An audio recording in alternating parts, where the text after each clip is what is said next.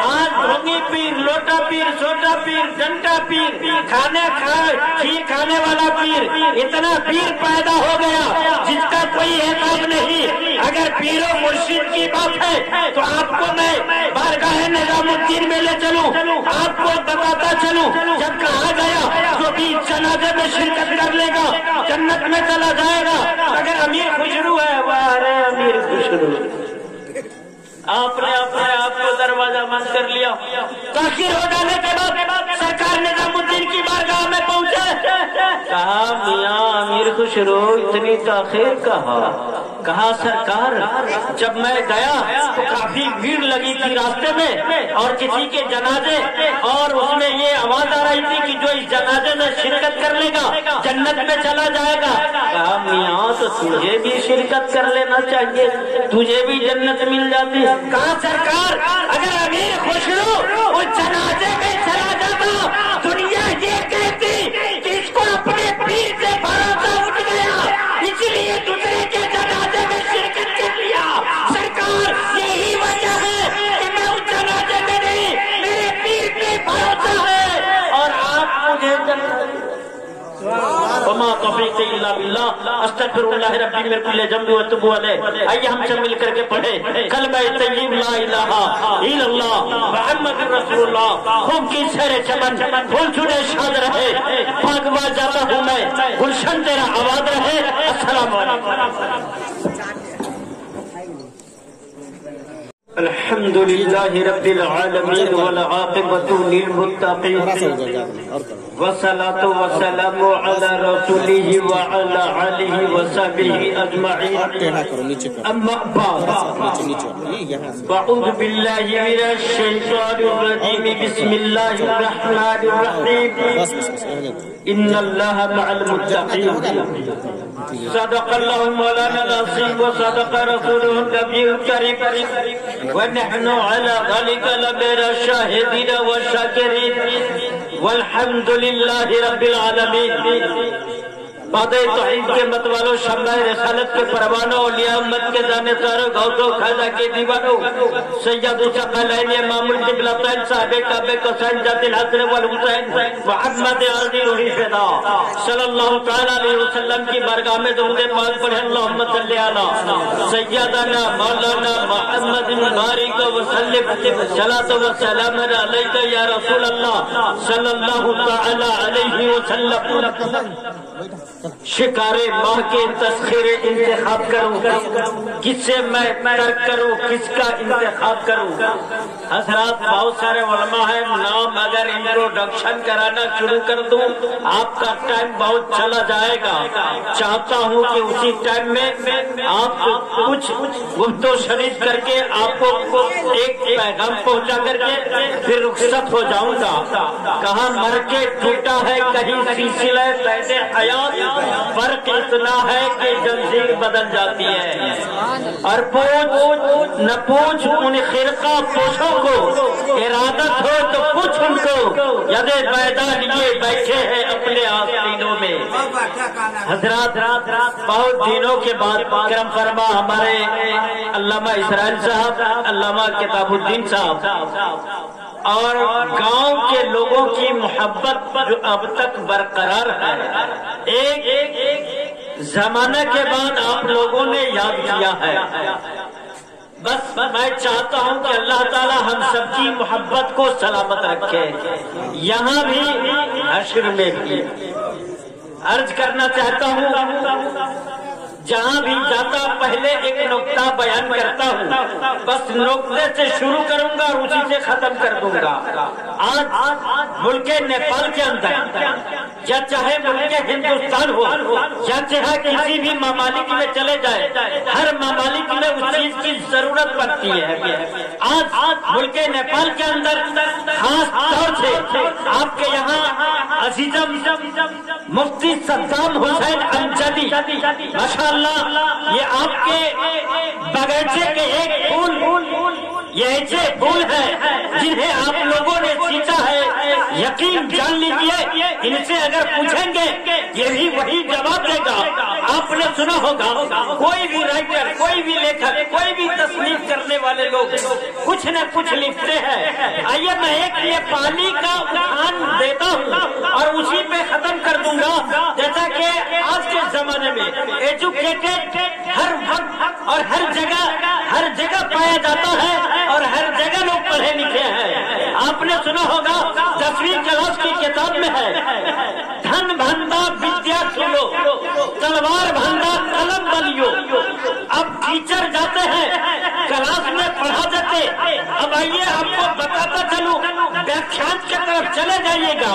आज मेरे मुआशरे के अंदर एजुकेशन की जरूरत है, शिक्षा की जरूरत है, पढ़ाई की जरूरत है, मगर आज मुसलमानों में ये बात नहीं पाई जाती। आज मुसलमान अपने बच्चे को मोबाइल देता है खेलने के लिए और चढ़ने के लिए बाइक देता है, जबकि उसे पता होना चाहिए कि बाइक एक ऐसी चीज है जिससे इंसान की जिंदगी में नुकसान ही नुकसान है। मोबाइल एक ऐसी चीज है जिससे इंसान के लिए नुकसान ही नुकसान है। मगर आज मेरे समाज के अंदर, मेरे सोसाइटी के अंदर, मेरे कल्चर के अंदर लोगों ने इस कदर से गंदा फैला दिया तो हर आदमी अपने बच्चे को एजुकेटेड बनाने के बजाय, एजुकेशन देने के बजाय, मास्टर बनाने के बजाय, डॉक्टर बनाने के बजाय, मौलाना बनाने के बजाय आप उन बच्चों को ऐसे सहूलत देते हैं कि बच्चा हमारा गति पर तुला है, बच्चा हमारा गति कर रहा है, बाप सामने है, बेटा शराब पीता है, बाप सामने है, बेटा जुआ खेलता है, बहन मिजाज देने वाला दुनिया में कोई नहीं, बस उसका गर्जियन हुआ करता है। मगर मेरे सरकार फरमाते हैं बच्चों के लिए पहला पाठशाला माँ की गोद है। अगर चाहे आदमी तो माँ के गोद से शिक्षा हासिल कर सकता है। आइए मैं अंतर देना चाहता हूँ। आज आदमी ये कहता कलम से क्या होता है, मैं कहता हूँ तलवार लेकर के अगर एक वक्त में चाहेगा तो एक आदमी की गर्दन कर सकते हैं, दूसरे आदमी की गर्दन कर सकते हैं। मगर जब मैं अदालत में काम करने गया, जब मैं अदालत में बैठने गया तो मैंने देखा क्या वाकई में वहाँ पे वो बात नहीं होती, वो तलवार की बात नहीं, वहाँ कलम की बात होती। मैंने देख लिया अगर कोई आदमी, अब तो हर गांव में हो गया है, अब तो लोग ऐसे हो गए, समझदार हो गए कि गांव में फैसला करने के बजाय अदालत में चले जाते हैं। अरे महामूर्ख, आप समाज में फैसला कर लो, मगर मुलाहिजा फरमाइए एक तलवार से आप एक आदमी की गर्दन कर सकते हैं। मगर जब आदमी अदालत में जाता, न्यायाधीश फैसला सुनाता, जब अपना फैसला सुना के कलम तोड़ देता है तो एक आदमी का नाम नहीं होता, 10 आदमी का नाम होता है। पता चला कि मुझे एक कलम के जरिए से एक आदमी नहीं बल्कि 10 आदमी की गर्दनें कट जाती है। भला बताइए अब तलवार से ज्यादा तेज कलम है या नहीं है? ये कलम की बुनियाद, जिस कलम के बुनियाद पे आला हजरत ने मुल्क हिंदुस्तान के अंदर वो आला हजरत आप इतने किताब तस्नीफ किए कि नजरियत और वहाबियत का खात्मा कर दिया, जिससे आज दुनिया जानती है कि वो आला हजरत है। मैं आइए आपको बताता चलूं कहा गया अल्लामा यासीन अख्तर मिसबाही, इमाम अहमद रजा रद्दे बिदअत किताब में आपने बहुत सारी बातें तहरीर फरमाई है।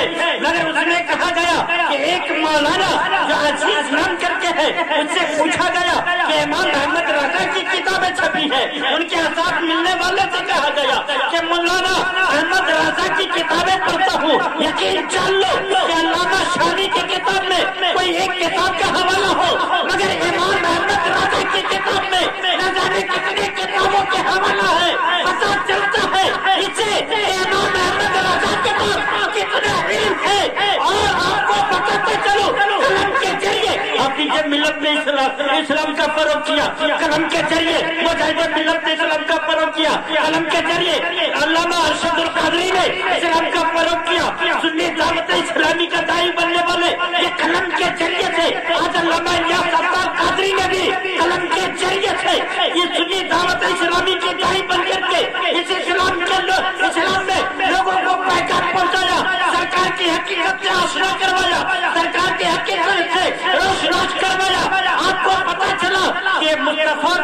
تمام سیرت کو بیان کرنے کے لیے قلم کی ضرورت پڑی تو امام احمد رضا نے اٹھایا، جب قلم کی ضرورت پڑی تو مجاہد ملت نے اٹھایا، جب قلم کی ضرورت پڑی حفیظ ملت نے اٹھایا، اور جب ملک نیپال میں قلم کی ضرورت پڑی تو علامہ جیش محمد صدیقی شیر نیپال نے اٹھایا۔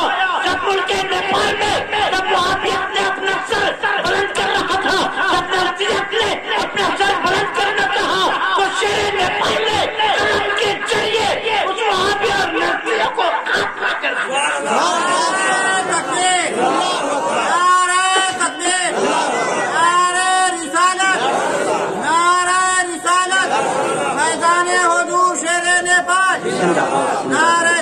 اللہ آپ کو عرض کرتا چلو، میں مبالغہ رائی نہیں کرتا بھائی، یقین جان لو مولانا کتاب الدین بھی مدرسے میں ہے، میں بھی مدرسے میں ہوں۔ جب موتی گر پرسا میں ایک کانفرنس میں پہنچنے کے بعد وہاں کے ایک ساتھی ہے، اس نے کہا کہ بھائی آج یہاں نقابت کرنے والا کوئی نہیں۔ میں کہا بھائی میں تو میلاد میں نقابت کرنے والا، میں کانفرنس میں کبھی کیا نہیں۔ کہا کوئی بات نہیں، آپ کانفرنس میں آج نقابت کر دیجئے، خدا شاہد ہے نہ میرے پاس ڈائری ہے نہ میرے پاس کچھ ہے، مگر جب میں وہاں دن میں بھی کیا رات میں بھی کیا، وہاں کے لوگوں نے مجھ کو اسٹیج سے اترنے کے بعد کہا بابو کہاں پڑھتے؟ میں نے کہا حنفیہ غوثیہ جنک پور دھام میں پڑھتا۔ کہا شیر نیپال کان میں پھول کے بھیج دیا ہے۔ اب بتائیے وہ شیر نیپال کی ذات جو آج آدمی یہ کہتے کیچڑ اچھالنا چاہتے، پھر ایک بات اور عرض کر دینا چاہتا ہوں، سند حاصل کرنا ضروری نہیں، علم حاصل کرنا ضروری ہے۔ یا چاہے آپ کسی مدارس میں کریں یا کسی عالم کے پاس کریں۔ علامہ صدام حسین مفتی صاحب قبلہ تشریف رکھتے ہیں، انہوں نے بھی مطالعہ کیا ہوگا، اس کتاب کو تو ان کو بھی ضرور پتا ہے کہ مفتی کس کو کہتے ہیں اور مفتی کے لیے کس مفتی کے لیے فتویٰ لکھنا ضروری ہے، جبکہ اس کتاب میں کہا گیا کہ باقاعدہ علم حاصل کرے، اور جو بے قاعدہ علم حاصل کرے تو یقین جان لیجئے کہ وہ نیم اللہ ہوگا، خطرے ایمان ہوگا۔ اور کہا گیا ایسے لوگوں کو فتویٰ نویسی کے لیے ضرورت حرام ہے، ایسے لوگ فتویٰ نویسی نہیں کر سکتے۔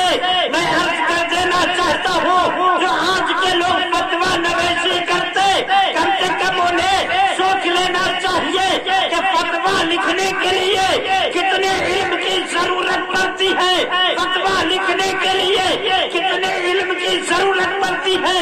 اب انہیں پتا ہونا چاہیے کہ علم کے لیے سند کے لیے علم ضروری ہے، اور علم کے لیے مدرسہ ضروری ہے، اور لکھنے کے لیے قلم کی ضرورت ہے۔ تو آپ میں بتا دینا چاہتا ہوں، میں نے کہا سند کرنا حاصل نہیں، علم حاصل کرنا مقصود ہے، اور جس نے علم حاصل کر لیا فضیلت پر دسترس حاصل ہے، یقین جانیے وہ اچھا عالم ہے تو فتویٰ لکھ سکتا ہے، مگر اس کا جو ہے وہ مقصد ہونا چاہیے۔ اگر اللہ کی رضامندی مقصود ہے، فتویٰ بہتر ہے، فتوے اچھے ہیں تو پھر ٹھیک ہے، یقین جان لیجیے، ورنہ میدان محشر میں خدا کے نظر رحمت نہیں ہوگی، اور میدان محشر میں اسے کوئی حصہ نہیں ملے گا۔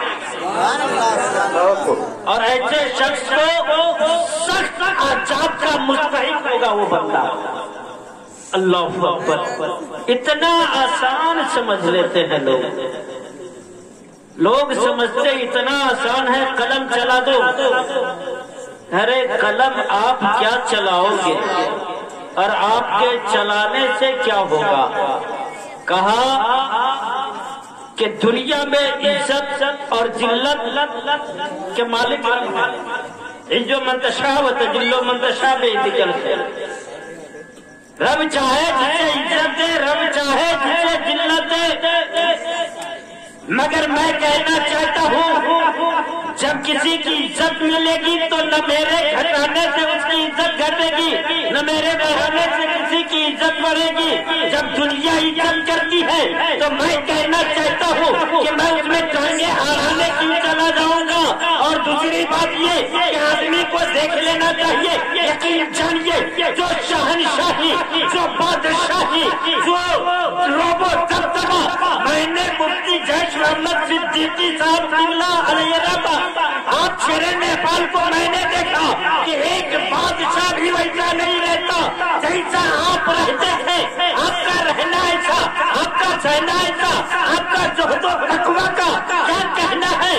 میں کہتا ہوں اگر کچھ نہیں دیکھا جاتا تو ایسے نہیں تھے جو فضول میں آپ تاج الشریعہ یہ کہتے تھے کہ جو